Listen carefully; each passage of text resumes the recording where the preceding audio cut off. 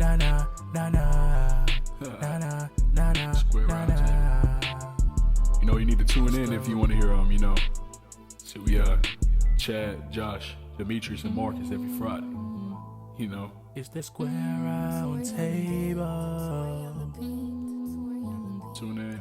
It's the square round table podcast. Let's have a blast. I know at work you had a long day. Just relax and tune in. All right, so what's going on, my freaks and geeks? This is the Square Round Table podcast. I want to thank all of our viewers and listeners for joining us tonight for another amazing show. And like I said, this won't be any different from all of our other amazing episodes, guys, except we do have an amazing guest that we have been talking about for a while and been trying to get on the podcast for a minute. So we are totally glad that he was able to take time out of his busy schedule to join us. So without further ado, guys, please welcome the amazing author, filmmaker, and comic book creator, Mr. Clay McLeod Chapman. Hey, Welcome, that's some welcome. red treatment right there. You guys are sparing no expense. Thank you. Thanks for having me. Hey, we appreciate it. Look, we give it up. We got to give credit where credit is due, because one thing me and Joshua were talking about, because we always try to get a good itinerary that covers, if not all of it, partially the career of our guests, and we're just like, oh my gosh, this guy does everything. So we're trying to focus on at least something to grab on to. But you're all over the place, literally. So Yeah, total master of none. It's too many stories to tell. You got to tell them in whatever medium is out there that they'll let me do. Hey, we appreciate it. And totally not master of none. Like in my book, you were completely a master of horror. So that's 100%. Don't tell John Carpenter. Don't tell Wes. Hey, we're going to give you those props tonight. So definitely get ready for that. But one of the things that we like to do, Clay, before we jump into anything, we just like to check up on our guests, make sure everything is going well. So just a little mental health check, man. It's the start of the year. How's everything going for you? It's a good, geez, that's the heaviest question you can ask. We're right out of the gates. Right out of the gate. I think I'm good. It's always weird, right? Like the year starts, you wipe the slate clean, and I don't know, with work, you're always like are trying to like get new projects going. So like the new year, it's always like, all right, here we go. Let's do it. And I think this year's been a bit of I don't know, like that kind of fit and start of, there's a lot of like little things that are starting to percolate. I just want it to be a good year. I think I've been like with work. Last year was a great year. So I want this year to be a good year. And I have a family. I've got 2 kids, and everybody's healthy and safe. So like all that stuff feels good.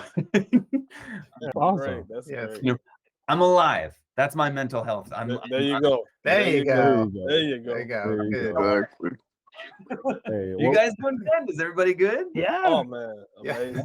Great. Yeah, for sure. And funny thing is, I was just a little bit before the podcast talking to my mother about the same thing, just wanting it to be a good year, right? Putting things out into the universe, because I'm a firm believer. It's just really your mindset. You put great things out, and you get out of something what you put into it. I think I said that right. So what I like to do is write down, not so much what do you call it, like a affirmation or a resolution, not so much that, but just like my goals of what I want to do this year. And once again, I write it down, put it out there, and put forth the effort, and usually that works out. So I'm the same as you, Clay, just trying to have a good year. I want 2023 to be just like 2022, which was a really good year. Everybody just wants to be alive. That's what I'm just want to be alive. Yes. Pretty much. And Chad, does that mean no more college, right? No more school? Okay, so here's the thing about that. Here you go. So everybody gangs up on me because I am a professional student. Oh my God. What year are we at? Oh, I've officially started year 2 of my PhD program. Okay. So I hopefully one of my goals was for me to actually start my dissertation process at the end of this year. Cool. That clock is ticking. The clock is ticking. So I'm hoping to go ahead and get that started. And yeah, so that's my goal. And but I told everybody for sure, there is no doctoral, after this, I'm done. No more school. So after I get this PhD, it's over with. We're finished. What's the PhD in? What's your focus? What are you studying? Yeah, I'm actually studying public health, specifically environmental health. And what I'm focusing on for my dissertation is the control of infectious disease. Specifically, I wanted to focus on COVID-19 in the African American community for my dissertation. And it's more so based around the craze that we had at the beginning of COVID-19 with mis and disinformation, and just the way that can affect a community that doesn't have great health benefits or doesn't have the privilege of being able to go to the doctor every day or go to get seen, and all they have is a television to be able to tell them what's going on with their bodies. And that's what I'm covering. That is intense, man. It Like, no small shakes right there. That's some heavy stuff. And it's applicable for, I feel like, where we're heading, not to get all doomsday-ish, but seems like there may be future pandemics or kind of what's the next thing. And this kind of focus of study seems very applicable for a lot of different variants. And COVID, here comes COVID-23. Here comes COVID. I'm telling you, seriously. And long as I ain't gotta fight no clickers and stuff like that, I'm good. I'll take the COVID. Right. As long as I don't gotta go to a dark store. Man. Yeah, no, for sure. I always thought clickers and zombies might. I don't want to jinx it. No, you know what? Never mind. I was talk it now. We gotta know. I gotta know. No, moving on. I'm not gonna lie though. At the very beginning, we were talking about this with another guest that was in the horror realm. At the very beginning, it was just it was the beginning of one of those movies. It's you hear about something, and I was like, what? No, and I was working in a laboratory at that time, so you got a bunch of guys in the room in white coats, that can't be real. And then everything just shut down. Just what happened? Crazy. People are fighting over toilet paper and all of this. Wow, I read about this stuff, and this is actually happening right now. People are going crazy. I mean, you were on the inside. You were in the lab. Exactly. You needed to warn us. You needed to. I didn't know myself. You're the scientists that were doing the whole testing. We're ahead of it and stuff like that, telling the important people, "Hey, we got to get this out here." You're the people running to tell people that the apocalypse is coming, the zombies are coming. That's your whole field. Yeah, no, it's definitely weird how that particular trope is sometimes actually real. Yes, contagion and things like that, and basically viruses get out of control. That is a very real thing, and a lot of people have done it and talked about it in a fictional way, but that's true. If you do not contain something, for sure, it can get out of control, and we saw a little bit of that. So yeah, especially during the time when essential workers were a thing. That was a ghost town. Yeah. There was nobody out the freeway for a zombie movie where there's nothing out there. It's just you driving for. You're I don't see any cars around here. Is anybody still out here alive? You're looking around. Yeah. That was my day journey for the first part of the pandemic because I was an essential worker. I was looking for people. I was oh, where are they at? Yeah, but don't jinx zombies. Say anything about. Hey, we gotta talk about Chad's plan about the zombies. How he's gonna deal with them? Because I gotta bring it up every single time we talk about apocalypse because your plan is so funny. You have a zombie contingency plan? Oh, listen to this, Clay. It's just hilarious. It's hilarious. So it's more of a give up plan. So my zombie contingency plan is pretty much to make peace that I've had a great life. And I've done a lot of things. I've met a lot of great people in my life. And the ripe old age of 29 is just, this is just what's going to happen. It is what it is. No fight at all. I'm not going to walk towards a zombie or whatever. But my thing is, hey, I'm running and jumping and becoming Joel and all that. I'm good. I'm okay. You're just gonna roll with it. You're just gonna go with the flow. I'm just gonna go with the See, it's a fighting. He's not gonna fight or fight. He's just gonna give up. He's not gonna run away. He's just gonna be take me.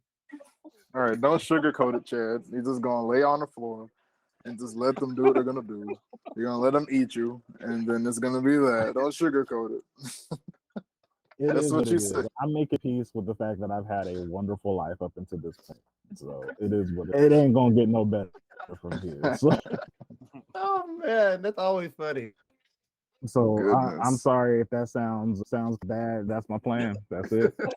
That's very zen of you. You've made peace. Like, I commend you. I might run for the hills still, but Yeah.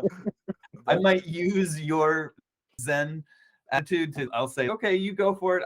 I'm gonna jump out All the right, window. I'm going this way. Hold on, hold them at bay for just long enough for me. Yeah. Yes, I love it. No. Hey, you know what? It's all good, guys. It is all good. Yeah, definitely. But But, oh, go ahead, Josh. oh, I was gonna say, but speaking of horror and zombies, but yeah, Clay, where are you from, and what made you get into horror? Oh man. I'm originally from Virginia. I was born in Roanoke, Virginia, was raised in Richmond.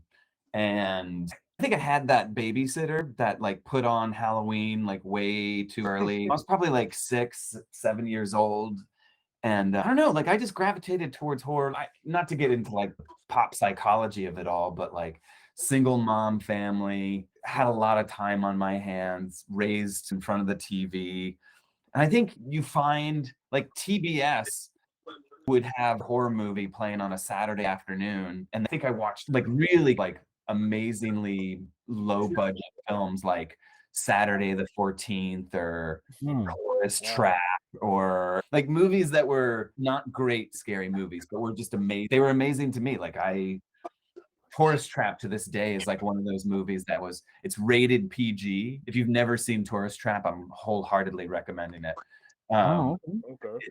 It's a great movie. It slips past the censors because like it came out when like nobody was paying attention to what was in the movie. So you could watch it on a Saturday afternoon and nobody knew what it would be. And I think it ruined my life forever. Like Tourist Trap, that's what started it. That was the one. Gotcha. Tourist Trap. Okay. Tourist And Trap. the funny thing is, some of the like the thing I was just talking to the guys about, like wonky scary movies, because you have a spectrum, right? So you have something like Tourist Trap, but then you go all the way down. So I think there's this movie called like Tire, where it's literally like a tired. Yes, thing. I've seen that movie. So I saw that movie. yeah, so you have a spectrum, but some things that I find, just like you were saying with Tourist Trap, the execution was poor, but they had a great premise. Tourist Trap was amazing. There were no killer tires, but it was basically, it throws in Carrie, Texas Chainsaw Massacre, like Friday the 13th, and it's like all of these movies, whatever movie was like really popular, they're like, oh, people like this movie, they like this movie, and they like this movie. So let's like smush all of those movies into one movie. And yeah, it's all about a group of 20-something like horny kids on a road trip, and they need gas, so they stop at this tourist trap, and the guy who runs the place is this psychic. He's like a clairvoyant, like telekinetic, like he just does like it. Yeah, I shouldn't ruin it for you because you guys have to watch it now. Yeah, I gotta watch it for sure. Yeah, I definitely gotta watch it. Definitely. But yeah, like there is this spectrum. Like you've got Tourist Trap over here, and you've got Nope or Get Out over here, Right. and or the Hereditary or the more highfalutin horror film. And then in the middle, you got a movie like Cat People that makes no sense at all. Oh, yeah. It's just, there you go. That's the thing. But I don't know. Like, I don't know how you feel about certain genres of movie, Clay. Because one thing that irks me is, like, what's the best way to put it? Possessed doll movies. I'm not really the biggest fan of possessed doll movies because and this is being selfish, but they're never what I want them to be. Yeah. Because I've watched Chucky or Child's Play. I love Child's Play. Some of the other, like Annabelle, wasn't really a huge Annabelle fan, but it was okay. But one of the schlocky kind of movies that I love, just because off of the premise, is Pinocchio's Revenge. Have you ever seen that? Yeah, that was always on the DVD rack at Blockbuster. That was one of those. Yes, that was it. Yes, but it has such a cool premise because I was watching a documentary on Child's Play, and they were talking about what the original script was supposed to be before different people started putting their hands in the pot and took over. And that premise is pretty much what Pinocchio's Revenge is, where you learn that the doll isn't really a thing. It's the child murdering people. And it's just, I love that. I'm like, why wouldn't more? It makes so much sense to that. That actually would have made it better, actually. That's what I like that. I kind of like that. Have we all watched Megan yet? The new. I haven't. I have to go see it. I gotta I heard it was good. I heard it was good. It's fun. It's a fun one. Isn't that the cool thing about horror in general, as far as the genre is concerned? It's such a big umbrella, and there's all of these niches and subgenres and niches within niches where you could just do nothing but watch possessed killer doll horror movies and be just so happy. That's where you live. But like over here you've got your slashers, and over here you've got your vampires, and over here you've got your slasher vampires or your slasher vampire dolls, or like there's like a little bit of something for everyone, and it is for sure. And it's crazy because in college I always tell the guys this, I took a horror theory class and film.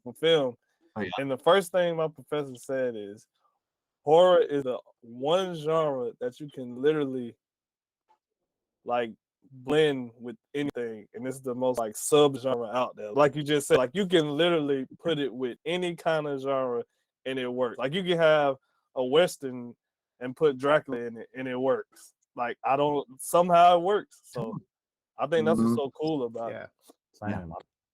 Exactly. Or you can put like sharks in his tornado. Hey, that's a movie you just turn your brain off. Yeah, you turn your brain off and you watch those movies. I've seen all of them because, like, of course I had to. You want to see one, you see them all. And eventually they rip off Star Wars, and I'm just like, cool. It's crazy. It's a crazy spoofy. It's good. It's cool. Fun. It's like it's just a fun watch. Oh, yeah. Exactly. Like the CGI is pretty bad, but you look past that, it's a good time. Horror also is like one of the only medium like genres where it's better when it's with other people. Like going to the movie theater, like horror is saving movies, like the kind of going to the theaters. The experience, yeah, because that's the only thing that seems to be getting people out. Like that's very true. Yeah, you want to have that thrill, that communal kind of experience of like we're all kind of tapping that same button at the same time. Yeah, I know, it's a great feeling. It is. It's very interesting because it's funny you said that, Clay, because I went to see Everything Everywhere All at Once, and it was like 10 people in the theater. And like months before that, I went to see Scream, the latest Scream movie, and it was a packed theater. I was like, well, people love their horror, man. Yeah. Speaking of that, like, how do you feel about revival series? Like when they bring back a series after it's been a couple of years, it's sort of a Halloween series or like Scream. Halloween, or a Scream. I get it. If there's money to be had, they're just gonna continue to rehash those films. And I see them. I saw all the new Halloweens. Like I'll see the new Scream. Definitely. I'm not gonna say no. For sure. But I do feel it's familiar, it's cozy, like people know their Michael Myers, they know their Ghostface. I wish there was a little bit more forward thinking and that we could leave our sacred cows alone. Right. I feel the same. Yeah. I'll be there opening night. Like I'm guilty as the next person. Oh yeah. Oh, completely. Now, what you said something actually that kind of leads into one of my questions. And it's with something else that we all have in common, which we are all huge comic book fans here. The fact, and just a little side note, the fact that you're a huge Batman fan, you're in trouble now. Because I know, right? Because right? you got two guys right here. I know for a fact. Now, we love Batman. Yeah. Okay. All right. Good. That was the comic that I remember. Forgive me. I'm of a certain age where the Tim Burton Batman movie was a gateway for comics. It was mine too. And I'm getting, but my dad, he had the VHS. Yeah. And it was funny because he put it on for me to sit down and shut up. And it ended up like opening a whole new world for me. Oh, so man. Yeah, I love that film. And like I feel like that kind of lose some kind of comic street cred when I say that, because it's not using the movies to kind of segue into comics is a little dicey, but that was my start. I watched that film and Jack Nicholson's Joker just like it took me away. Yeah. Yeah. Yes. So Clay, I gotta ask: is Batman Return? Would you classify it as a Christmas movie? Ooh. Totally. Thank you. Okay. There we okay. go. There we go. There we go. Absolutely. So we got a professional opinion on that. They one. have Okay. a whole tree lighting and everything. It takes place during the holidays. Like there's snow on the ground. It's a Christmas movie. Thank you. Thank you. There you go. It works. Yes. You heard it. I like you heard that. it here. I at like the that because Square I Round always say Table. that. Yes. But I have a question for you. Which Batman movie? Which is the best on-screen Batman, in your opinion? Ooh, man, you cut Yeah, deep. I had to drop that out there. Hey, D, it's like that. It's early. I'll always have a certain allegiance to Michael Keaton, which makes no sense. Like even to this day, like I still scratch my head at like Michael Keaton as Batman. But I think I am gonna go Christian Bale. Interesting. Because I think he was the first one where you actually he had the Batman voice. Yeah. He was Yeah. actually intentionally doing like I'm dropping my voice down. And, like, I think I'm taking on my Batman. Okay, I like that. None of the other ones take on a voice. Like it's always like just them. But like Christian Bale, I think was the first to be like, no, I'm not Bruce Wayne. I talk with this voice. Like, he was committed. He committed to it. It was a full commit. I will take your Christian Bale and raise you a Ben Affleck. Because here's the thing though. I've always been a pretty big guy. So when I realized that you had the Dark Knight Returns out there and we had a almost 300-pound Batman jumping from building to building, I felt seen. I did. I loved every little bit of that. So naturally, when I find out that we're gonna make a movie that's based on that Batman, I'm here for it. And look, Clay, like even being like in the horror genre, you have to admit that scene, like when they when they shine the light on him, and he's like crawling around the ceiling cool. like a monster. That not amazing? That was amazing. I'll give you. I was scared. I was like, whoa! And I've never felt like that with now. Of course, you have Heath Ledger and his portrayal of Joker, and you have Jack Nicholson, which definitely brought about some bit of fear. But I've never felt like that about Batman. Oh, he's really about to kill somebody until they showed him in that light. And I'm like, oh, okay. And then look at this. You talking about the voice thing. That voice modulator was cool.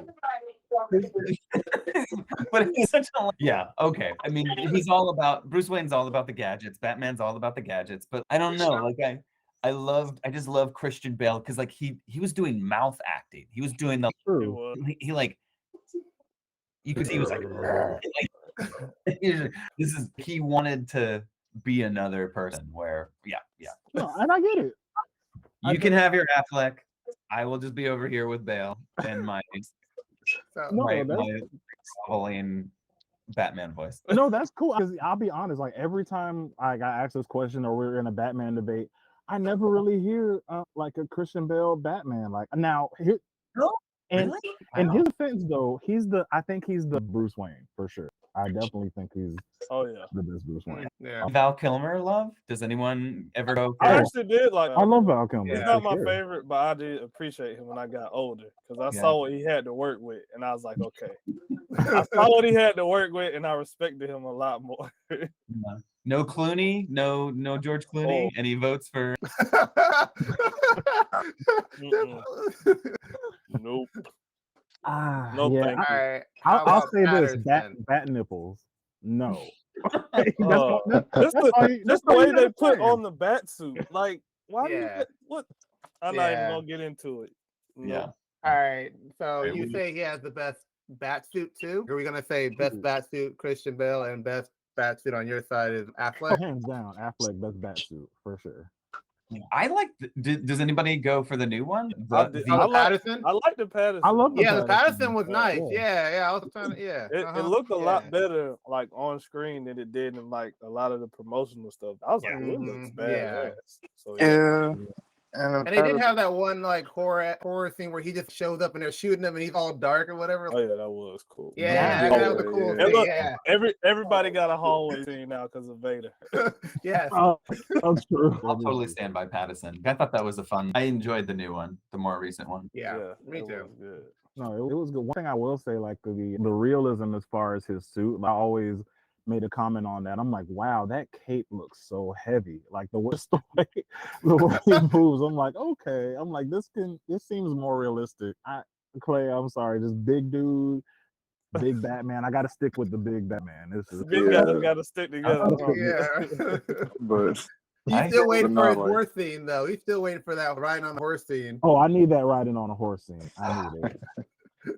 Man, I loved the Dark Knight. Like the Frank Miller Dark Knight was just, oh god, it kills me. It's I amazing. got to read that like once a year just to absorb it, remember it. It's amazing. For sure. And even with that being said, since are you, of course, are in the world of horror, like what? And I know Batman can mirror that at times. Like, what story would you suggest for like a horror lover to read? For Batman or just comics in general? For Batman and comics in general, do both. I feel like it's a well-worn recommendation, but Killing Joke is such a great one. That is always my go-to. They did one, was it Grant Morrison and Dave McKean, I think it was, Michael McKean? They did one called Arkham Asylum. I heard about that one. Yeah. That one. The artwork for that is, oh god, it's amazing. Arkham Asylum. If I can't do Killing Joke, I say Arkham. Okay, yeah, I'm with you on the Killing Joke. I just love that you get another color of the Joker slightly. 'Cause even at the end, it's just Batman's trying to get through to the Joker, and he's almost there. Then he's just nah, this is what I'm It's too doing. late. Yeah, I've chosen this, and then he goes right into telling the joke, and I'm like, oh, that's so good. There's this amazing, I don't know why this is the thing that I'm remembering right now, but in the Killing Joke, there's this great, in the flashback where he's becoming the Red Hood, there's that one scene where they're in a bar and he's meeting with the other guys who are going to rob the bank or whatever they're about to rob. And they're eating shrimp. They're eating like prawns or like, they're eating like shrimp. And like the sound effects are always like Yeah. and like amazing. There's something so evocative. It's like maybe 2 or 3 panels where like one of these mafia heavies is just like he's just eating shrimp, and I just remember that and just like the sound effects of like, shrimp eating. I don't know why that's sticking out to me, but that's the moment. Yeah. Rich. You definitely have a lot of those sound effects in your writing too. The raccoons trying to get out of the box, like that. I use the scritch. You do. Like an amazing sound effect, like scritch scritch. If you have a raccoon that's trying to get out of a cardboard box, it's gonna scritch. Like that's Yes. it's got a scritch. It's got a scratch. It's got a scritch. Because I'm just listening to the audiobook, and all of a sudden, Oh my god. Yeah, the audiobook for Whisper Down the Lane was really, I lucked out because the guy who actually did the reading of it, the recording, his name's James P. Cronin, and he's amazing. If it wasn't for him, I don't think the book would have done as well on audio. He really sold it. James, if you're I owe you again and again. big shout out. He's amazing. Yeah. Lucky duck, man. He was awesome. Were you about to say something, Josh? I'm sorry. I think I cut you off. Oh yeah, basically, before we get off the topic of Batman, would you consider Batman a horror? Definitely like a psychological horror story. I mean, that's anyone who's going to be that hell-bent on revenge for that long. I get the justice angle, but there's like the depth of the psychology to it, I think, is so probing. And maybe it's who gets behind it. I do think Alan Moore, I think Grant Morrison, like they bring out something in him that is so terrifying that in the right hands, total horror, straight up horror. A little bit of Man Bat in there, and you got a horror. For sure. I'm telling you, I love Man Bat. And I also think a part of it is like how you're submerged in that world. Because I'll be honest with you, Clay, one of the things that I really liked about, even though it definitely had his campy kind of moment, I remember the first time I was ever struck with just, like the first time I saw Jack Nicholson in the Joker makeup. I was just like, wow, that's insane. And I didn't really have that feeling again until I played the Batman Arkham Asylum game. Have you had a chance to play that? No, I haven't. They drop you right in the middle of Arkham Asylum, and it's like you're there and you feel it. And especially there's a part in the game, and it's almost like Jaws. It's like Batman's walking. Oh, with Killer Croc. Oh my gosh, that's Yeah, I hated that part because I died live times. man. And that literally that is just it was so terrifying playing that game because there's parts of the game where Batman's hallucinating because of the scarecrow toxin, and he's constantly and they have this like thing of like him constantly going in this loop, and he's seeing his dead parents, and you don't know what's real and what's that not. was a great scene in the game. Yes. Man. Yeah.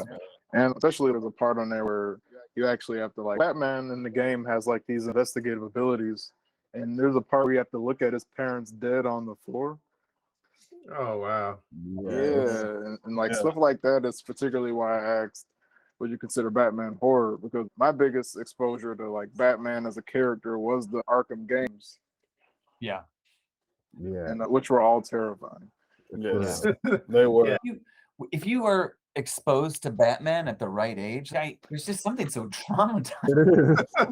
It is. You just if there was anyone in this world who had never heard of Batman, if they've somehow lived in a bubble and Batman just does not exist within their experience, and you told that person what Batman is, they would probably look at you and be like, that's terrifying, dude. That's like straight up horror shit right there. Sorry. That's the, like, you can't, like, the procedural, the detective comics angle, like the solving crimes, I think that's all just garnish for what's like at the heart of Batman, which is you have mentally broken people who are there's the kind of psychology of the heroes and the villains are so fractured. Yes. That it's like Psycho. It's like I don't know, it totally plays into horror to me, I think.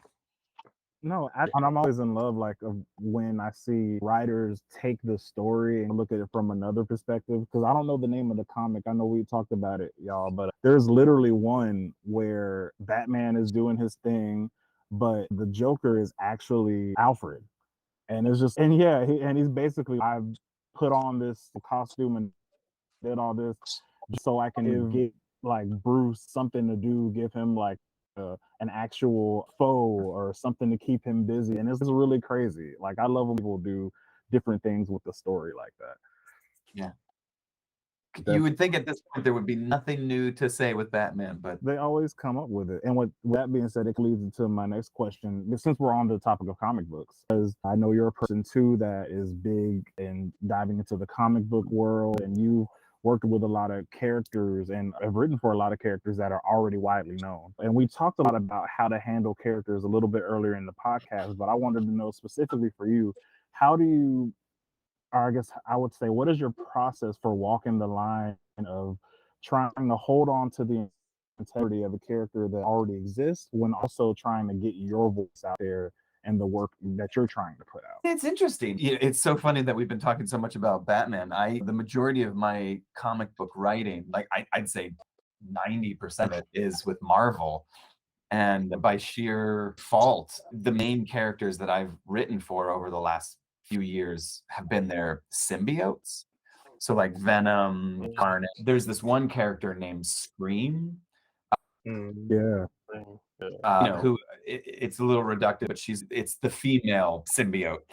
And I had a limited series with her, an ongoing series with Scream for a while. And I loved it because these characters existed before I came in. And basically when you work for Marvel, you're going into their sandbox and they're allowing you to play with their toys. You have to give them back when you're done, and someone else will use them, will play with them after you. So like the kind of owner, like there's no ownership over these characters, but when you're in the sandbox playing with action figures, you get to tell the story of what they're doing. What is the story that you want to kind of craft around these archetypes, these characters that you get to play with? And with Scream, it was such a blast because at this point, I feel like you're always dealing with canon and however many issues, how long a story has gone on before you've been. And I always like to try to like think of myself as someone kind of outside of the canon who then has to find my way into the canon. And you're always looking for kind of new, kind of uncharted territory. And that could be hard. That could be really hard with Batman. I've written a couple Spider-Man stories, Avenger stories. Those are characters that existed for decades, and trying to tell a new story is difficult. But I find my way into that is more often than not, it's like, what's scary? Or actually what it is, it's what's the villain? Who do you pit these characters against? So for Scream, for my first arc, I looked through the back catalog of villains, and it led to this one villain by the name of Big Mother. And Big Mother's great. And it like all of a sudden, like I started to think of the dynamic, the relationship between Scream and Big Mother, and what would that dynamic look like, and what would it be, rather than them just like duking it out? What's the story behind the two of them? And that was the architecture. That was kind of process of, you're going to deal with your hero, and you're going to you get to pitch or pull or pick the bad guy. And then once you have that pairing, you start to work out the story from that. Or I did. And it was great. It was so much fun because the symbiotes, like all the Venoms and all the Carnages, they're all relationship stories. It's not just you writing for one character, you're writing for two, you're writing for, and the symbiote, and what is that relationship? So yeah, you're basically just kind of writing these kind of melodramatic relationship dramas writ large. And it's so much fun. So I have to ask just one question then. Yeah. Since you worked on those, do you feel like Sony missed a big opportunity with Carnage in that second Venom movie and not making it a horror type like movie? Because it definitely would have worked. What am I going to say about those Venom movies?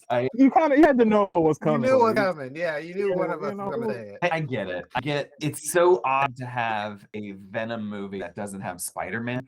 Spider-Man, exactly. So creating a story that kind of exists with Venom in a vacuum that's tough. They went the more comedic route, the dark comedic route, and I get it. I think if I had my druthers, I'd have pushed it more towards horror.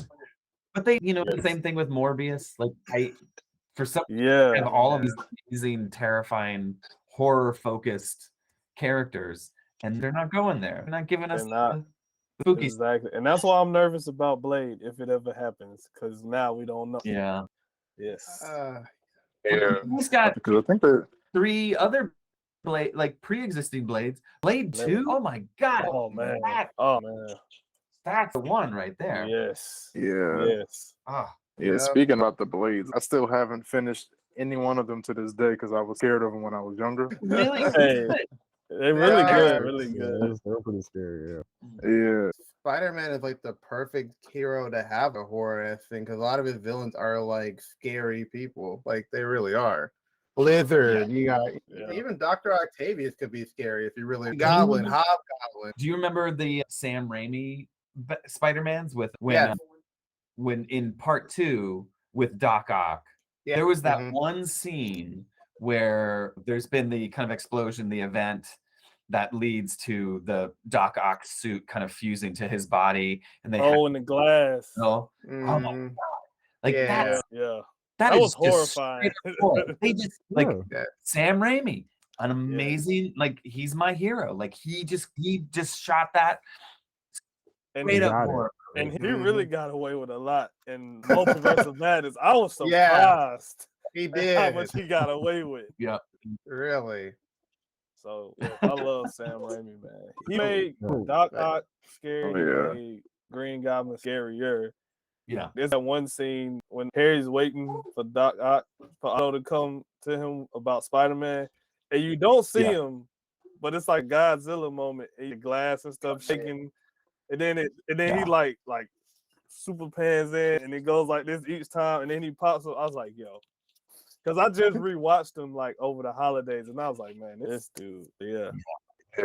And I would even say he made Spider-Man scary because like in every final battle with Spider-Man, he has like this crazy suit damage, and he had like Toby just constantly spitting up blood for whatever reason, but it worked. Crying and spitting up blood at the same time. He stayed crying, so yeah. I don't know. And the thing I really liked about because my favorite horror genre of all time is psychological horror. I love it, and the thing I like that Sam Raimi kept playing with was the multiple personality, like the duality of one person. And you can see that so much in Willem Dafoe's performance and in Alfred Molina's performance.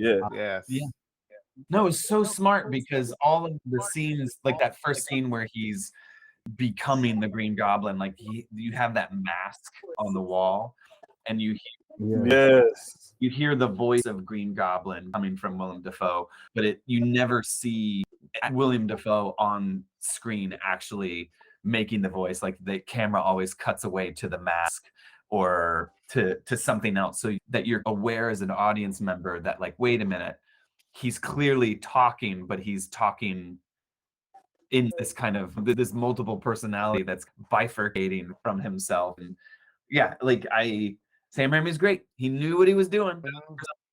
He knew exactly what he was doing, and just plus the performance, like Willem Dafoe, like even a mirror scene where he's literally bargaining with himself. Yeah, it's great. So it's just amazing. So that's the crazy part, Clay. These properties with these superheroes, and like you said, even the ones that lean more into horror, Michael Morbius and things like that. We've proven that we can go there, but for some reason, the MCU has already had this kind of this is what we're going to do, and it just seems like they're not willing to veer to the left or to the right to to really help a story. I mean, beyond Mountains of Madness, like I think the Doctor Strange movies get there a little bit more for sure. But then what was it? Werewolf by Night? The Werewolf that was great. By Night. Okay. Yeah. That was great. That's one that like they just stop checking. Oh, and Moon Knight. Yeah, Moon Knight. I like Moon Knight. Yeah. Moon Knight kind of goes there. Yeah. And if I'm trying to think, I would even say WandaVision has elements of WandaVision did. Okay. Yeah, completely. But yeah, definitely.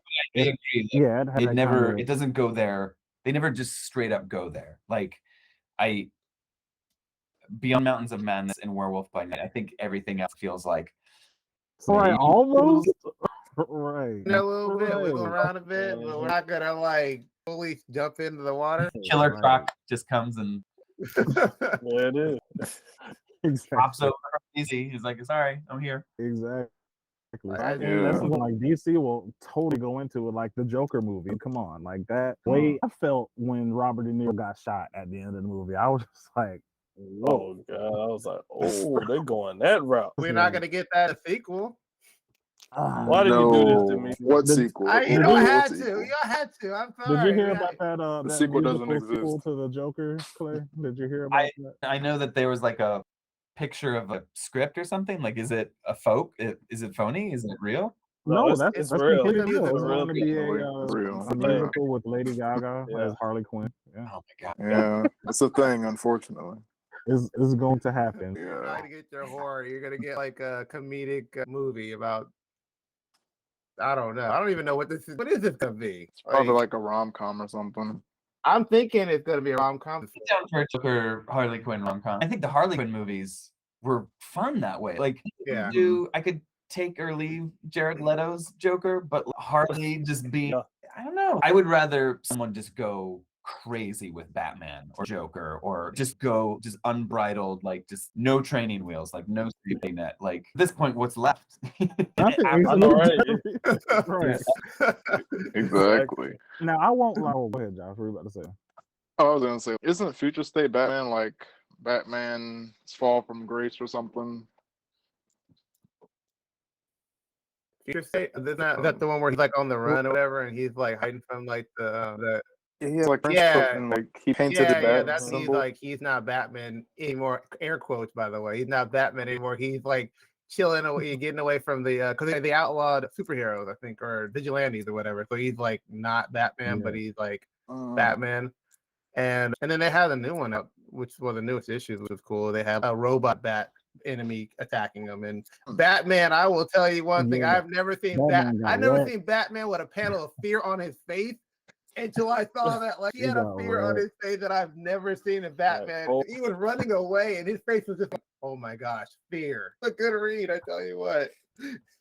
No, he got him. Everybody he pulled that cape down and slammed through like it was a Hulk. The whole Bat family got a two-piece combo, each and every one of them. A biscuit, yes, all of them. And Nightwing was like, "Tell Batman to run," and he gets punched on the ground. I was like, "But hey, Bruce, get out of here!" Bro, it was bad. But like two-piece and a biscuit though. Like Clay, there's one thing with Batman, because you were talking about just going there. I don't know if you've seen it or the Titan series. Now, even though you should watch it. I'm not going to spoil it for you, but there is a scene where Batman just goes like ain't crazy, and it kind of reminds me of that Darth Vader scene. Because I think they kind of remember. I remember that episode. Yeah, that Batman sequence where you can't really see, he's like on a full mask, and it's basically like the Darth Vader sequence. He's coming up in a room, everybody's terrified, and Batman is just chewing bubble gum and kicking butt. It's crazy in the worst way. He's killing these people. They're dead. Seriously. Yeah, they did not live. So if you want to see a Batman scene like that, the rest of the series is okay, but there's this one really sweet Darth Vader-esque Batman scene in Titans, and I think you would like that. All right, I'll check it out. Definitely. So one thing I want to. Oh, go ahead, Josh. What's up, man? Just on the topic of comics, I'd like for you to just tell us a bit about Devil's Reign, Villains for Hire.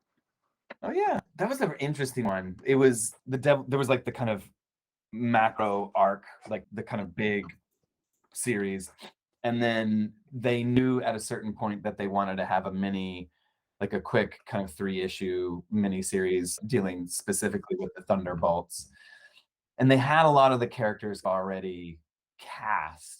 So like I knew going in that there would be characters like Rhino and Agony and Elect. So like when I came into the fold for that one, they were like, "Hey, what is the story about these characters?" But it had to it was really tough because like it had to hew closely to whatever was happening in the main part of the series.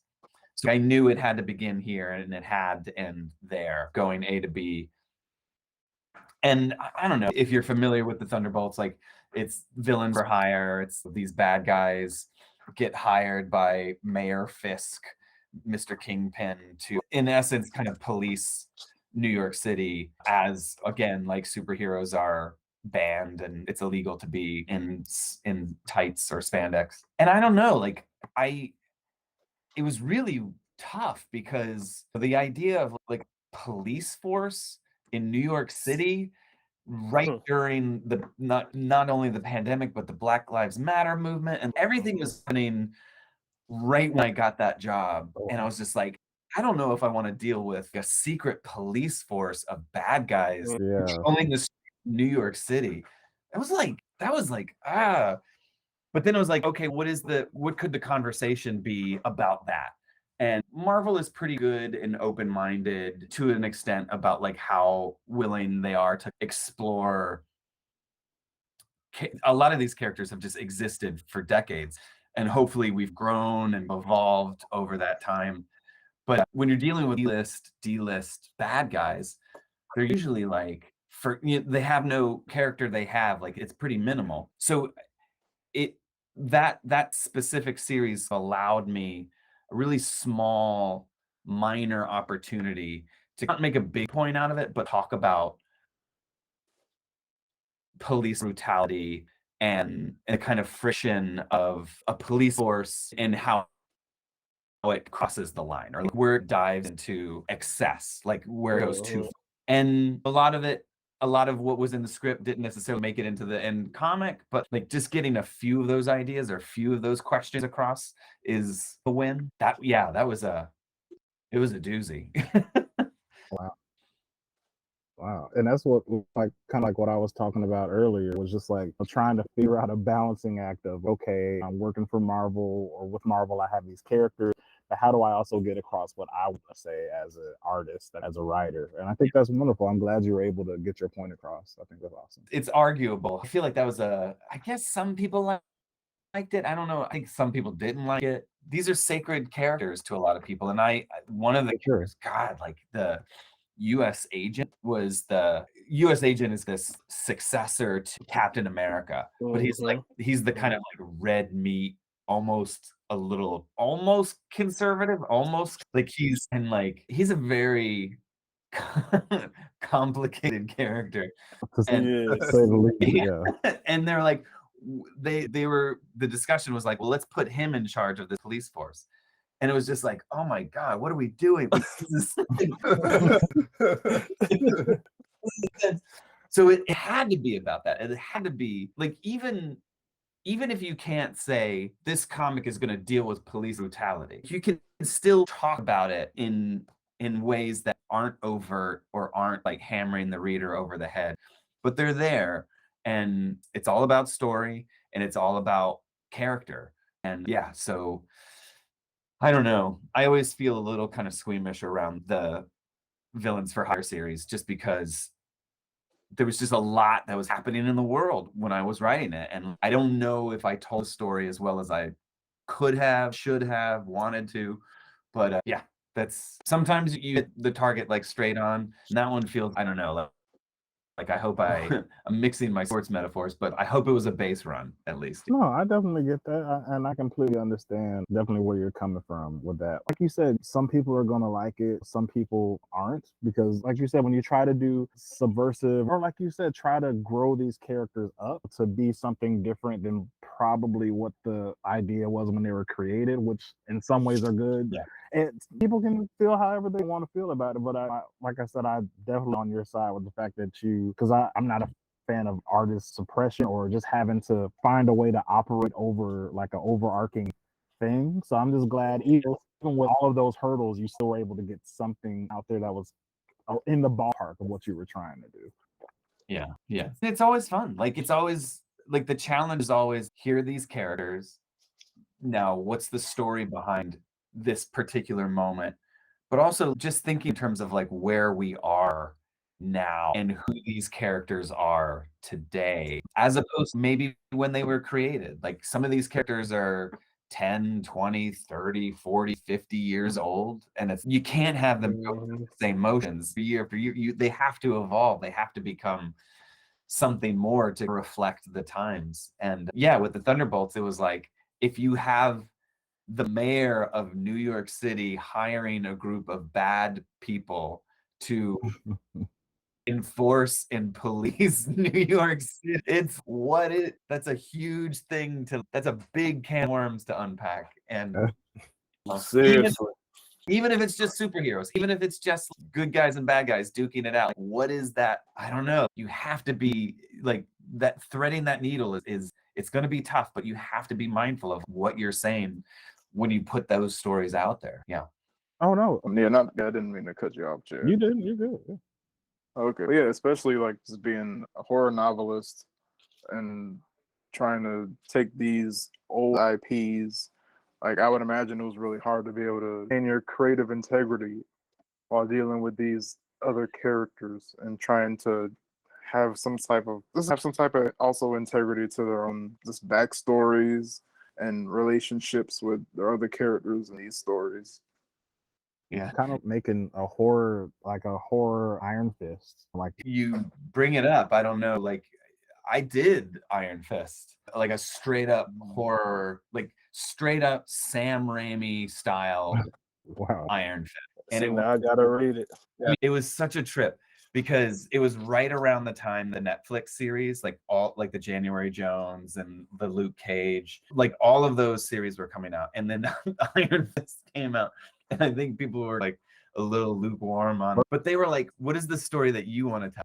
And I pitched them like this horror. I was like, I want to do like a horror Iron Fist, because oh my God, forgive me, I'm never gonna work for Marvel again after they listen to this. But there's always a moment where is this gonna be the last thing I write for Marvel? Because are they gonna fire me? But Thunderbolts was one thing, but Iron Fist, my God, I was so mad. I hate Iron Fist. I think he is like the epitome of privilege. He's just like this rich white guy, this kid who basically he like goes to another country, like the kind of cultural appropriation of learning all of that stuff I feel is baked into his character, and there's no getting around it. So the thing that you should do, could do, can do is have him grapple with his own sense of privilege. Like everything has been given to me. So what does that mean? And how do I don't know, not pay it back, but like Bruce Wayne, I don't think he's similar in terms of coming from a place of wealth, coming from a place of privilege. But I think that like he gets a pass because he uses what he's appropriated in a way that feels, I don't know, like maybe a little bit more grounded or a little bit more like he's using what he's taken and doing something with it for the betterment of mankind or Gotham. But Danny Rand and Iron Fist, I feel like that argument doesn't hold as much water when you compare him against someone like Batman. So long story short, for my Iron Fist, I was like, I want to cut off his hands. If you're dealing with Iron Fist, I want to let that thing off. I want to straight up get rid of his Iron Fists and make it like just like castrate that son of a bitch. I just like and Marvel was like, sure, go for it, do it. Oh wow, yeah, Their credit. Wow. They let me do it. They were like. Nice. And it was so much fun. I think I really made a lot of the Iron Fist fans mad because it wasn't. But yeah, I just wanted to tried to get to have Danny Rand grapple with his own sense of. I'm sound like a broken record, but just his privilege. I wanted him to. Who am I to have appropriated? All of his powers come from a completely different culture. Like it's not his culture, and I don't know. I'm gonna shut up now. But That's perfect. That is perfect. what you said was literally all of our, because we talk about how much we can't stand Danny Rand too. No, we really do. I'm like, yeah, cut his hands off, run him over with a truck, now fight, bro. Break his legs. So everything you just said about atoning for my privilege and like this is what I have to answer for this, for totally appropriating somebody else's culture into the way I superhero. Yeah, we're there. We're right there with you. So I totally, you said nothing wrong. We're like nothing at all. Silently, if I could pump my fist and cheer, like this, that's exactly where we're at right now with it. No, that's awesome. Okay.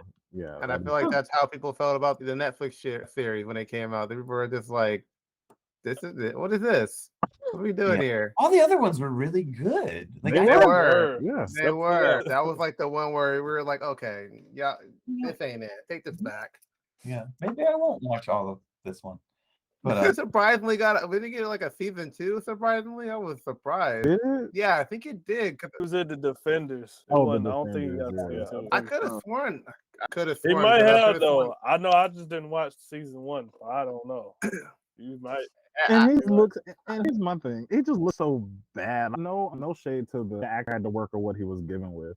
But like everybody else is cool, kicking ass. And he's just, I'm Danny Rand. Remember, it's my name, Danny Rand. It's okay. Me and Peyton always, yeah, we always make fun of because he's even when he's trying to get his chi together, like he's halfway doing it. Just looks so corny. He's like, I need to find a place to get my chi in order. I'm like, I can't. It's place here. I can't do it here. I'm just like, bro, come on. Oh my god. Go over there with that, man. Yeah, it's just yes. Thank you, Clay. Like we applaud you for sure. Oh, go ahead, Josh. Yeah, but I was gonna say earlier, Clay, you were just elaborating on being able to express horror in multiple mediums, and I just wanted to elaborate a little bit on your work with Monkey Paw Productions, with Quiet Part Loud and Wendell and Wild. Oh man, both of those were like dream projects, to be honest. I had been a part of Wendell and Wild for, I mean, that it's crazy, but that was like a 7-year project for pretty much the Henry Selick, who co-wrote it and directed it. The rumblings for that started as early as 2015, and I came on in 2016, and I was there for 2 years. Those first in a couple years of developing the story, trying to figure out the story, and then they were off to the races. And it was 5 years later that thing actually made its way to to Netflix. I really cherished the kind of time I had with it, but it's crazy because like once my job was done, there were still 5 years to go. There was like the actual production of it, and stop motion animation is just such a kind of time consuming process. Yes. But then you add COVID to the mix, and then you add everything that the world was going through in 2020, 21, 22. Like it's just insane. Like it's just no way to make anything, let alone a stop motion animation film. So yeah, I feel fortunate to have been a part of the process when the world was still functioning as it was pre-COVID, which feels like a long time ago. But then Quiet Part Loud, which was great because that was born entirely out of the pandemic, where it's insane because like we started talking about the project in 2019, but I remember getting like when it was finally time to start working on it, it was like March 2020. And it was like the last in-person meeting I took was for Quiet Part Loud. And then the next week we were in quarantine, we were in lockdown. And so the entire process of writing that thing, and it was like a 2-year process of developing the story, writing the scripts, the actual production from beginning of 2020 to like they dropped the episodes on Spotify in November 2022. That was the entire like development to execution to release of Quiet Part Loud. And that was what got me through the pandemic. Oh wow. Yeah. But Monkey Paw is great. Oh my God, I'm shameless. My Monkey Paw shirt, like right now. It's Awesome. like who would not want to work with Jordan Peele right now? It's like, Exactly. Come on, yeah, for sure. And but I'm sorry. no, and I was just gonna say, I just wanna tip my hat to that film because it did something that we really don't get to see, and a part of like our culture that's not shined on a lot as far as like African Americans. We got to see a young Black girl who was into like punk rock and it had a goth look with the hair and stuff. I know girls, I have friends that look just like her. And it was so cool to see her represented. And just like the whole like premise behind, I thought it was cool with the whole like the Hell Maiden and how the nun was a Hell Maiden. I was like, oh, that's interesting right there. So it was cool, like it was a play on a lot of things, like the whole like Catholic schools in the town with the corrupt, which is always a thing, and it all just mushes together very well. Oh my God. And it looked great. So I just wanted to ask, like, where did you pull from? You was like getting a lot of those ideas for that story. I feel like Wendell and Wild is like a complete kitchen sink story because everything like Henry had, it's been 13 years, I think, between Coraline, which was Henry Selick's previous film. Doing that right? Has it really been 13 years? God, that came out in 2009. Easy. That's crazy. Yeah. Yeah. And I mean, Henry's like, he's got this kind of mind that like he's just stockpiling story so that when it came time to figure out like how to tell the story, all those ideas, like to his credit, like he just had so much that was just like pent up inside him and had to find its way on screen. And I think what's great about Jordan is that he, like, if Henry had an idea, Jordan would challenge is not the right word, but he would try to, it's the kind of yes and of it all, where it's, yes, that's a great idea, but what if we did this? Yes, and it, and like, just what's what furthers the idea or pushes the idea to its kind of go even further than what it originally was. And Jordan, I feel, pushed the story not in a different direction, but furthered it. So I don't know, like the symbiosis of those two minds, I think, is really at play. And Jordan has gone on record, like I'm talking for him, which is wrong, but he always says that like he wanted to make a movie that if he had watched it at like 13 years old or 10 years old, that he could see himself on screen. Like Wendell and Wild is the kind of movie that that movie doesn't exist yet. Like it was like representation matters, like seeing yourself on screen matters. And Wendell and Wild was a real big opportunity to like present trans characters, to present African American characters, to present Native American characters. Like it's I don't know, like there's a lot going on in Wendell and Wild, I guess is what I'm trying to say. For sure. Oh yeah.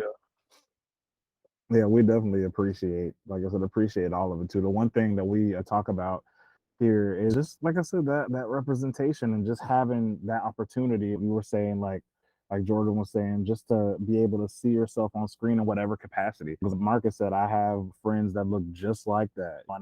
And like I was telling you earlier with Batman, I felt seeing that was a joke, but not really, because I'm just like, wow, that's pretty cool. So I can put on a Batman cosplay and feel like it was the thing. I'm not like trying to dress up with some skinny small dude. No, I'm Batman from Dark Knight Returns. You know, we here, big dudes in the building. Insert the side of the building, just sitting there, just ready. I'm not jumping from building to building. But, I was just thinking, just getting a Batman costume off Amazon, and just like running around the streets or something. I probably just vigilante in. But speaking seriously, Clay, stuff like that give people like me the opportunity to want to do that because we saw it and we're like, oh, wait, this is possible. We think that project was awesome, so thank you so much for that. Yes, it was. Yeah, I think it's all Henry, Jordan. But there's so many, like the amount, like the army of animators, like there's so many people worked on that film, and you're capturing just seconds, like milliseconds of movement. And I've never seen a more labor-intensive project. It just blows my mind how much work goes into stop motion animation, how much time. Yeah. So I'm relieved to hear you guys enjoyed it. Completely. And it would come out the other end of 7 years and people would be like, and we trust me, we are definitely biased too, because we love stop motion. Stop motion is like a drug. I love it. It's every time it's real magic. It's so cool to see the end result and to know that it's not. Now I'm not trashing CGI or anything like that. I love all forms of art that pertain to cinema. But at the end of the day, it's like that thing that I'm watching on screen, somebody could hold in their hand. It's tangible, it's real. Yeah. So that's the part that I really, and you can see the imperfection. So that's the thing that I really enjoy about it. Yeah, you want to feel like these are made by human hands. It's the imperfections about it that like make it feel singular. Yeah, it's so interesting because this has been a great year for stop motion animation. Like Pinocchio. Yeah, totally. Guillermo del Toro's Pinocchio is, oh my God, it's amazing. Oh, it's definitely awesome. That's one of my favorites, because we heard about it pretty early, because one of our previous guests, Alicia Canovas, she was one of the animators on Pinocchio. So like we've been excited about that for a long time. Yeah. Wow. Super cool. Yeah, that was a shameless name drop, but you gotta do it. It's smooth though. It's smooth. Right. See how smooth that was?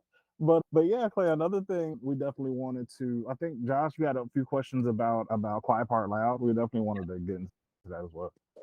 Yeah, about Quiet Part Loud. One thing that I loved about Quiet Part Loud is that I looked at it and I Googled it and I was like, okay, it's probably like a podcast that Clay is on with, I don't know, Jordan, but it's actually like an immersive story about this guy that's a radio host. Yeah. And he has he's kind of, somebody gives him the idea that maybe he can get his former glory back by creating a podcast. And it's almost like Quiet Part Loud is like his process into becoming a podcaster and is being told in a podcast. Yeah. And this is really innovative. I haven't thought anything like that.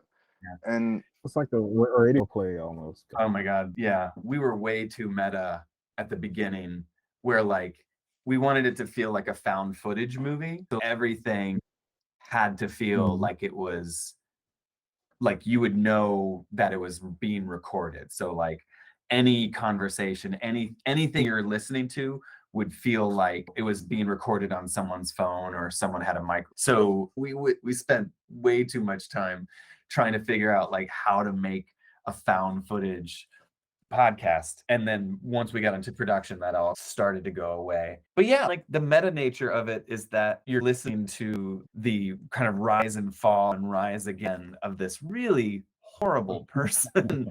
And it's a huge risk on everyone's part. We're a little bit nervous about it, but if your main protagonist is a morally reprehensible, opportunistic, chauvinistic, conservative, like just like a conservative radio show host, like a Fox News, like there's no way to talk about this without skewing political affinities, but he's a fearmonger, someone who like wants to make people afraid and get them angry and get them riled up, because that's what equates to ratings. That's your monster. And that's before you even get to any metaphorical fictional monster. Like those, like the real monster of the show is this radio host. And that's scary enough. Like you don't need a sonic parasite come in and be like, I'm your spooky monster now. Like the real world stuff is scary enough. Exactly. And I haven't finished it quite yet, but it's almost like it's exactly like he knows exactly what he is, and he wants to keep this fan base that he has that mirrors his rhetoric. Yeah, he does this deal with the devil. I won't give anything away, but depending on how far you're in, like you realize that some of his biggest fans are literal monsters. There's figurative monsters, and then there's real monsters, and like that fan has designs for Rick Egan, our protagonist, to reclaim his former glory. And but it comes at a pretty substantial price. It's intense, but they made it sound like Gimlet Studios, the people who did the kind of the actual production of it with Monkey Paw, they went so far as podcasts go. Like they spared no expense. It's all audio, but like they threw in so much. Like we lucked out so much. I feel like there's no topping that one in terms of design and production. Like they really went for it. Awesome, man. That's awesome. How long did it take you guys to get your core of voice actors for the project? I know that had to be a crazy process. It was an interesting time because we were still in the pandemic.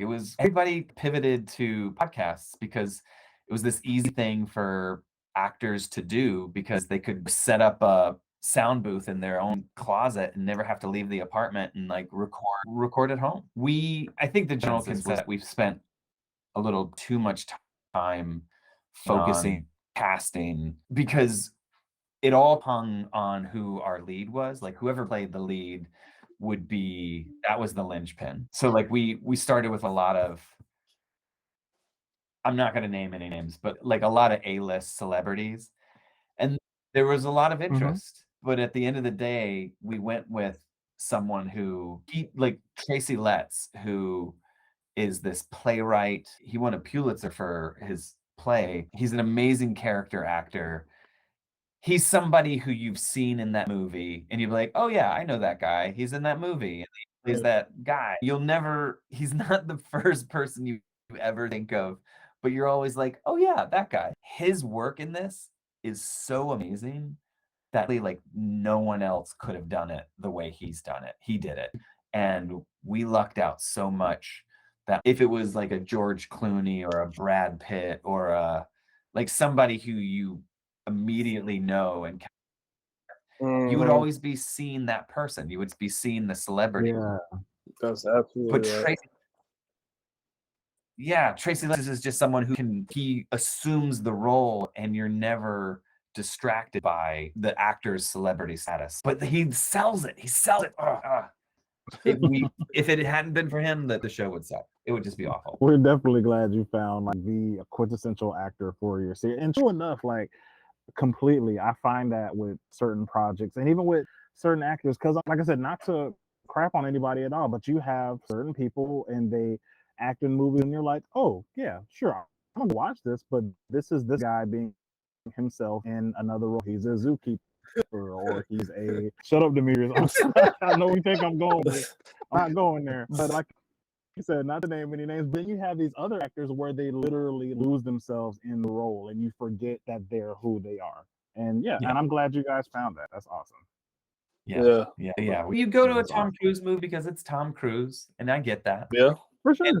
If Tom Cruise wants to do a podcast, like maybe you can get to a place where you're not thinking about Tom Cruise. But I don't know, like, it would. I feel like you're always, when you're watching these actors on screen, you're always like, okay, I'm watching Brad Pitt. And Brad Pitt is an amazing actor, but you're always seeing Brad Pitt. Like the suspension of disbelief has to become something other. You have to, I don't know how you forget Brad Pitt. You can't forget Brad Pitt. It's always Brad Pitt. Well, speaking of one movie, go ahead, Josh. I was gonna say, like, a great example of that is like Vince Vaughn. It's like when you see Vince Vaughn, you know you're gonna get Vince Vaun. There's a whole lot of rattling monologues of nothing. Yeah. No, it really is. And you want Vince Vaughn. You want him to be Vince. You do. Yeah. Like that's why you go. I think one of the speaking of Brad Pitt, like one of the movies, especially I guess it's more along the lines of not really horror, but is dealing with more of a macabre type of tone. One of the movies where he totally, for me, just wasn't doing the Brad Pitt thing was Meet Joe Black. I don't know if you've seen that. Oh my God. And that kind of started my affinity towards the Grim Reaper type character, and I've always been drawn to that. Yeah. That was fun. I feel like that movie didn't get a fair shake. Like I knew it didn't.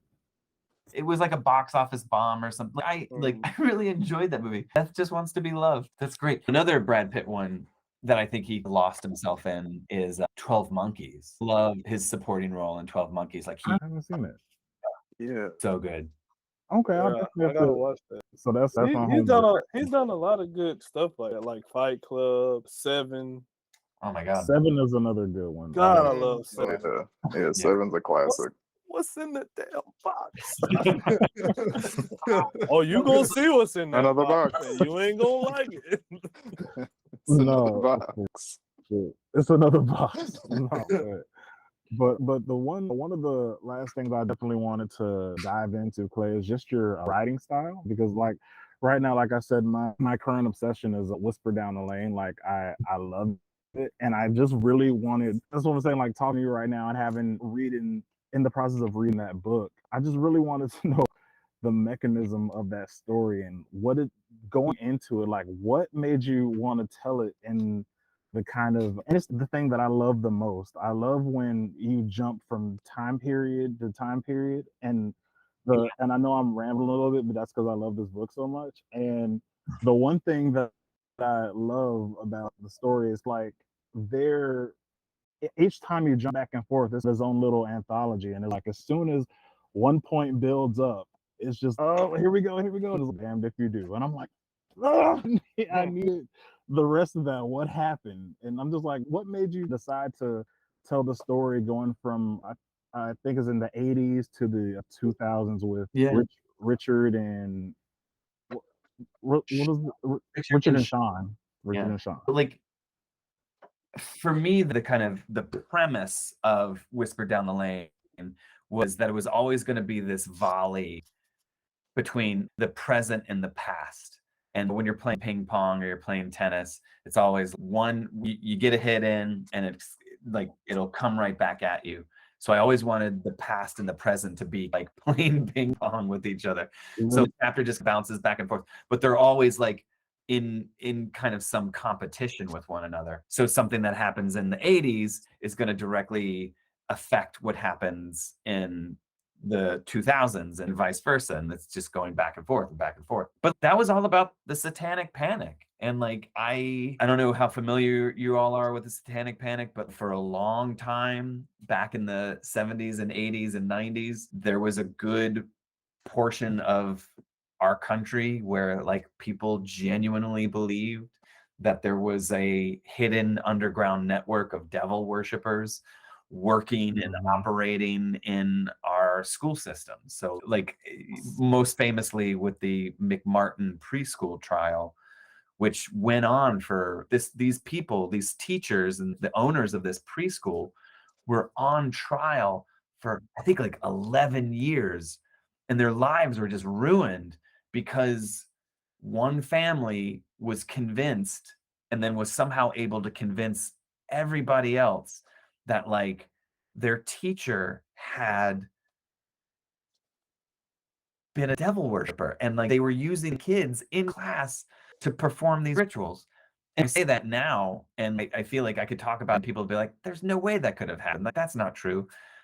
But then you look at today and people believe in Pizzagate, or like Little Nas X is this like devil worshiper. And it's insane how the more things change and like we've moved on from those kind of beliefs. Like they're still here today and they're just bubbling. Like sometimes they're under the surface, but a lot of the times they just bubble up. So yeah, the Satanic Panic was one of those things where I wanted to write about it in the time in the 80s where it was most prevalent, but like also say it never went away. Like it's still here, and it's still every so often that kind of fear, that paranoia breaks through, and we have a modern day Satanic Panic that people could be convinced that there's a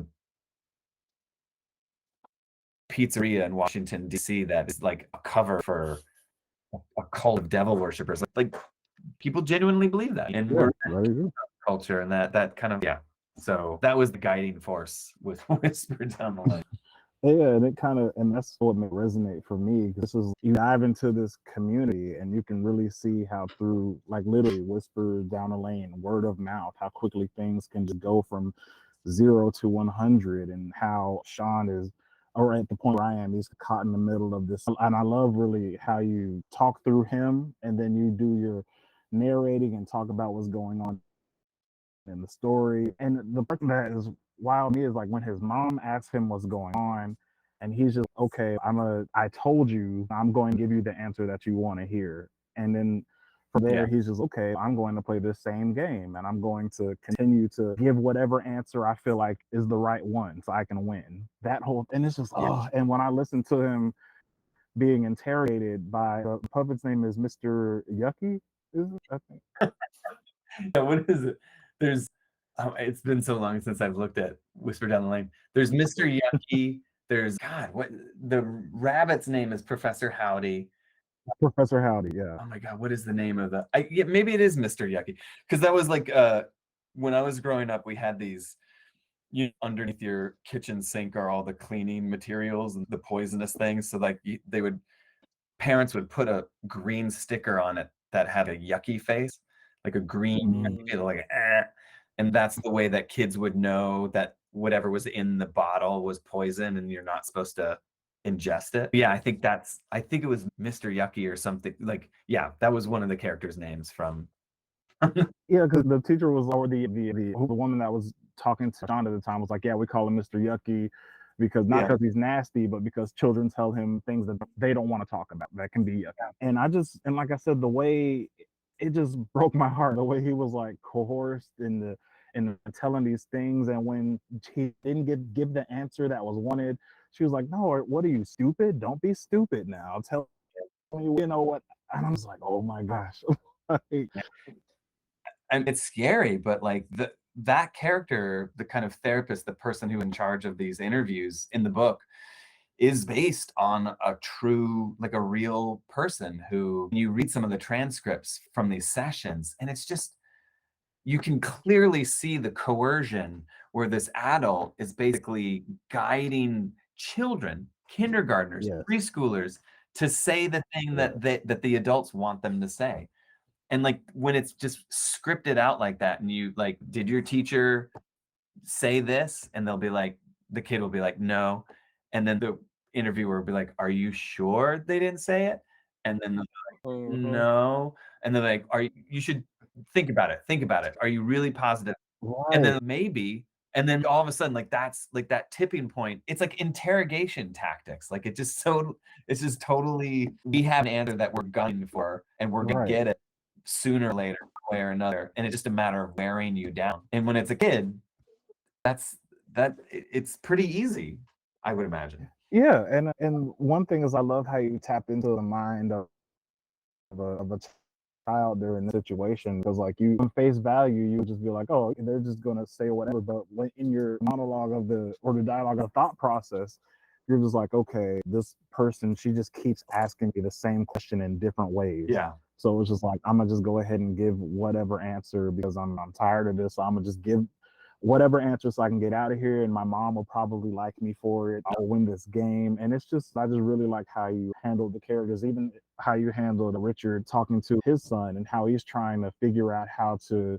it was the adoption conversation, and how he's trying to figure out how to navigate this with him not having a dad and him dealing with his past trauma, and he's having a little monologue in his head. He's telling his son one thing and thinking another, and I just really like how you write like in thought. I think that's really awesome. That means a lot. I honestly, like, Whisper Down the Lane was fun is not the right word, but it, like, the experience of writing it, like, was very cathartic, and you never know if these things are going to land with people or who is going to find it. And it's moments like this where you actually get to converse with someone who had an experience, positive, negative, or otherwise, just any experience. This is what I live for, because I work in a vacuum, and then there's an opportunity to talk to someone about it. So it means a lot. Yeah. Thank you. No, we definitely appreciate you. Like I said, like I told you before we got started, you're definitely a person that is everywhere. So trying to get a cohesive podcast together to talk about it all was quite the challenge, but I think we were able to pull it off pretty nice. We did it, guys. We did. Awesome. But yeah, Clay, it goes without saying that we definitely appreciate you taking the time to chat with us and nerd out about comics, man. Thank you. That was so much fun. Thank you. Yeah. Let's do it again. We can talk more about Batman. There'll be more Batmans to talk about pretty soon, probably. I'm sure. Exactly. I'm sure there is. We will definitely talk about more Batman, because and here's my thing. Last thing about Batman.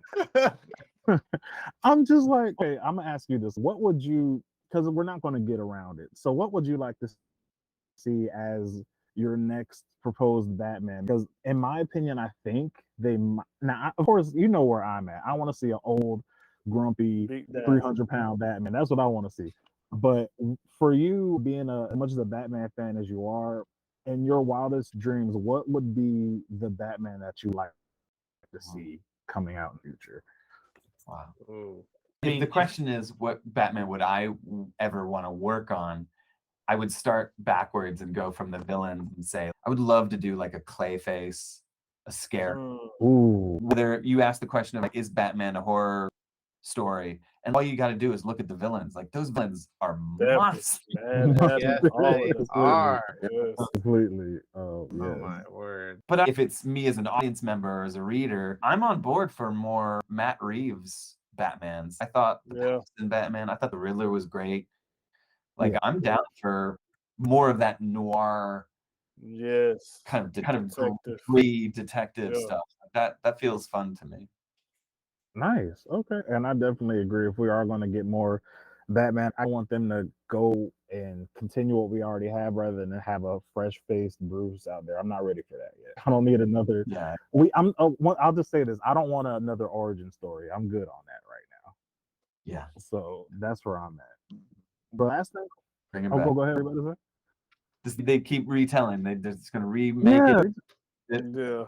Yeah, because if you have a young comic book fan out there who hasn't seen his origin story, you know what I'm saying? They always, that one guy that hasn't seen it, let's play the hits. You better go on YouTube. And you point them to Batman Begins. Exactly. You point them right there. Tell them to shut up and point them. Exactly. Or you got that one guy, that one unfortunate guy that only knows the George Clooney Batman. Ooh, Oh man, I feel bad for that Only person. he knows. catnip. But Clay, the last thing before we get out of here, I just wanted to. I always like my guests to put it out there because a lot of our viewers and listeners are people that also look up to you and people that want to get into the industries you've been. Just want to know like how to navigate that. So I would just say or ask you, what advice would you have for up and coming writers that would like to get into some of the areas that you've worked? First and foremost, you got to write. You got to write every day. It's exercise, it's a muscle. You got to train it. I don't care if it's like 15 minutes, an hour, 5 hours. You gotta put in the time. I get rejected all the damn time. And I feel like it's just because I'm putting myself out there. If I throw 10 balls into the air and I'm able to catch 2, that's a miracle. Like, especially in this day and age, there's just everybody's like looking for work, like trying to tell stories, do their thing. You got to weather the storm. Like you got to rejection is just so much part of it. There's nice rejection, there's bad rejection, there's personal rejection, there's impersonal rejection. Like you just got to your skin has to be thick enough that you accept that like rejection is a part of it. But you got to get yourself out there, and you got to get yourself out there more than anybody else, more than you think because you got to get through that rejection to get to the 1 or 2 things that actually pan out. Yeah, every day and a thick skin. I like that. Every day and thick skin. So for all of our viewers and listeners, you've heard it from the man. And with that being said, Clay, the floor is yours. So you go ahead and let all of our viewers and listeners know exactly what you got going on right now. Tell them where they can find you on social media, where they can purchase your books, or they can see Wendell and Wild, all of that good stuff. Quiet Part Loud is on Spotify, but it will be going kind of all over pretty soon. In comic, I'm doing some Marvel stuff this summer, but January 23rd, I have a comic for Creepshow. Creepshow has a comic series, and I'm doing their issue 5, which will be a lot of fun. That's on Skybound. And I'm very Googleable. Like I'm on Twitter, I'm on Instagram, usually at like Clay McLeod. But yeah, I'm out there. All right, awesome. No problem. Clay will make sure to put all of that information in the description below for all our viewers and listeners. So with that being said, guys, guess what time it is? Shameless promotion. No. It's so shameless. So yes, guys, it is time for our shameless promotion. So you can watch this amazing episode as well as all of our other episodes on our website, guys. And that website is squareroundtablepod.fandomlimb.com. And one more time, guys, our website is squareroundtablepod.fandomlimb.com. What you got for us, Dmitri? Our website's so great, we have to say it twice. You can also catch us on Rap Nerd on Thursdays at what time again? Yep. 7 p.m. EST on Tuesdays and Thursdays. There you go. And you can also catch us on YouTube if you can. You like the video, share the video. It helps out a lot. Comment down below about Wild, Quiet Parts Out Loud. If you are a Bat Nipple fan, go down there. If you are a beefier Batman fan, or you're into Christian Bale's Batman and his Batman voice, let us know down there. And else that we said in this podcast, it's a lovely podcast. Also follow us on Instagram, Facebook, that pesky Facebook group, Twitter, and TikTok eventually.